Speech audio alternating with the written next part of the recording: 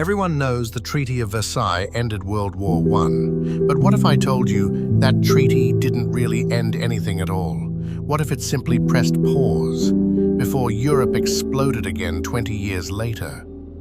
Now imagine this. Paris, 1919. The world's leaders gather in a palace built by kings to decide the fate of millions. But what if they had chosen differently? What if the treaty had been fairer?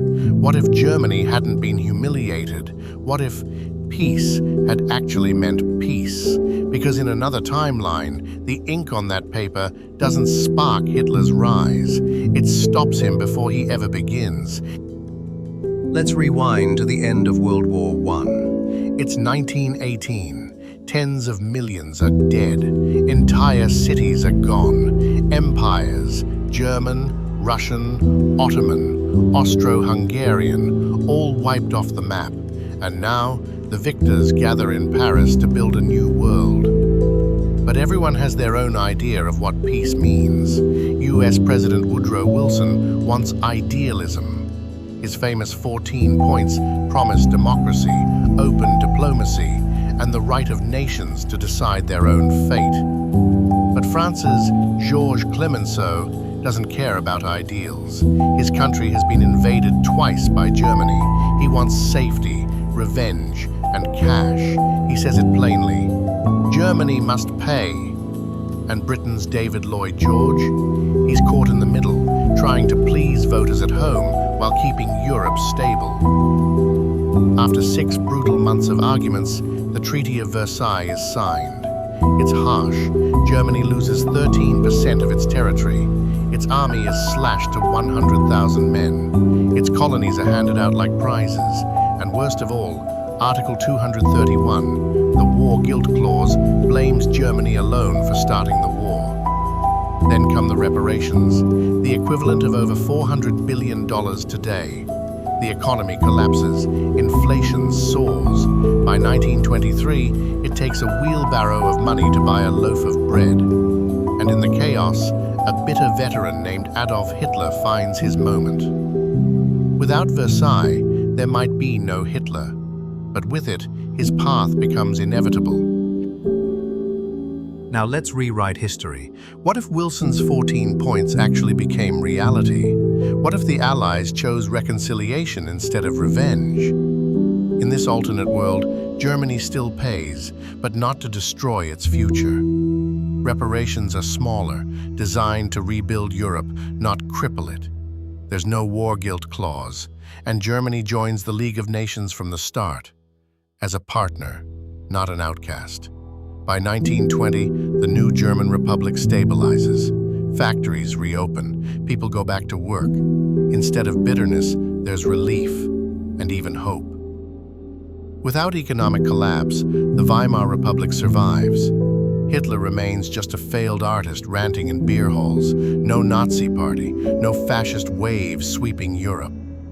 France and Britain, no longer obsessed with debt payments, invest in modernization.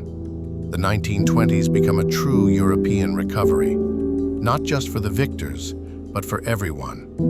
And the League of Nations? It actually works, because this time, the US stays involved. When conflicts erupt, say in the Balkans or the colonies, there's a system to resolve them before war starts again. The 1930s still bring challenges: nationalism, communism, and colonial tensions, but nothing on the scale of a global war. By 1940, Europe isn't burning, it's rebuilding. But let's go one step further. What if the treaty had never been signed at all? Picture this. June 1919. The German delegation arrives at Versailles, looks at the terms, and refuses. No signature, no peace, no official end to the war. The Allies are stunned. Do they invade again? Their soldiers are exhausted. Their economies are broken. So instead, Europe slips into a fragile ceasefire, a cold peace. Over the next few years, German troops stay in defensive positions along the Rhine. The Kaiser's regime is gone, but a new nationalist government rises, promising to defend German honor at any cost. In this version of history, small border conflicts erupt through the 1920s, not world wars, but regional clashes. The US, frustrated by Europe's chaos, retreats into isolation even sooner. The League of Nations is never formed. By 1930, Europe looks like a patchwork of armed alliances again, the same powder keg as 1914, just waiting for a spark. Without Versailles, maybe there's no Hitler, but there's still no peace. World War II might come later, in the 1940s or 1950s, fought with different weapons, by different nations, for the same old reasons. Sometimes, removing one disaster just makes room for another. And it's not just Europe that changes. In our timeline, the harsh Versailles Treaty destabilized the whole world. Colonial revolts, fascism in Italy, Japan's expansion, all of it connected to the post-war imbalance. But in this alternate version, those dominoes fall differently. Japan, seeing a fairer peace in Europe, focuses on trade and modernization instead of conquest.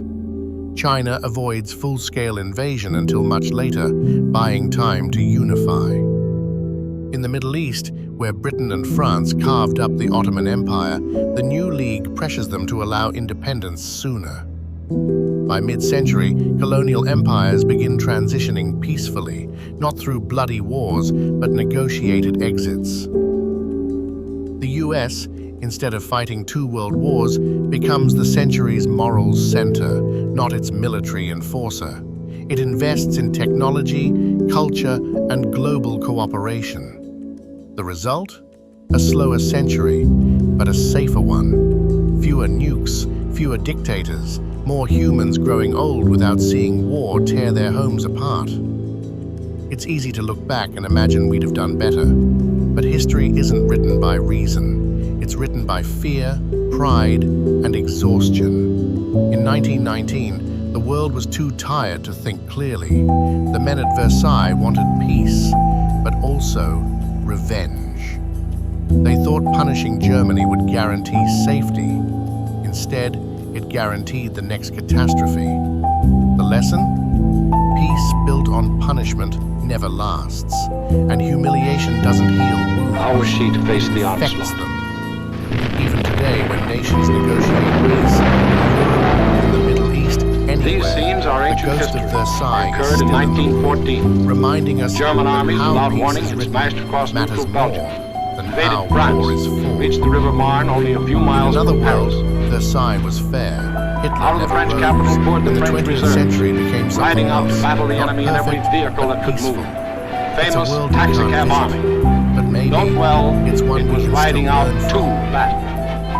If you In the center enjoy of the this French alternate lines stood history, the 9th make French sure to Army, like and subscribe commanded by for a then more comparatively What If unknown deep general. dives. On Because September 5th, sometimes the 1914, smallest he is decisions, reputed the to have words said, written in ink, "My can right shape is a driven in. century in My center mud, is giving way. or save it The situation is entirely. excellent.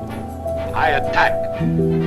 Back in our fair and tricky timeline, something incredible happens. By the late 1930s, Europe starts to unite. Germany trades steel and coal with France.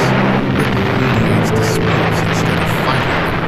And instead of a Hitler or a Stalin dominating headlines, new leaders push for cooperation. The word European Union doesn't exist yet, but its spirit attack. does.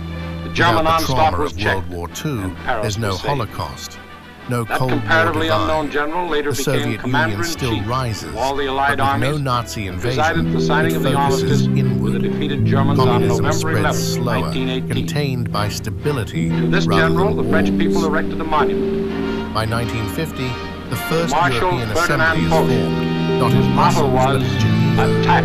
An alternate Always United Nations attack." grows stronger, truly global. The US remains a key player, but not a superpower overshadowing Europe. The 20th century becomes multipolar, shared power, shared progress. And technology? It accelerates differently. Without the massive military industries of World War II, rockets and nuclear research develop slower, but medicine, communication, and infrastructure leap ahead. By 2000, The world might be less advanced militarily, but far more connected socially. No atomic bombings, no Cold War paranoia, no Berlin Wall. History in this world is still tense, but it's human, not hopeless.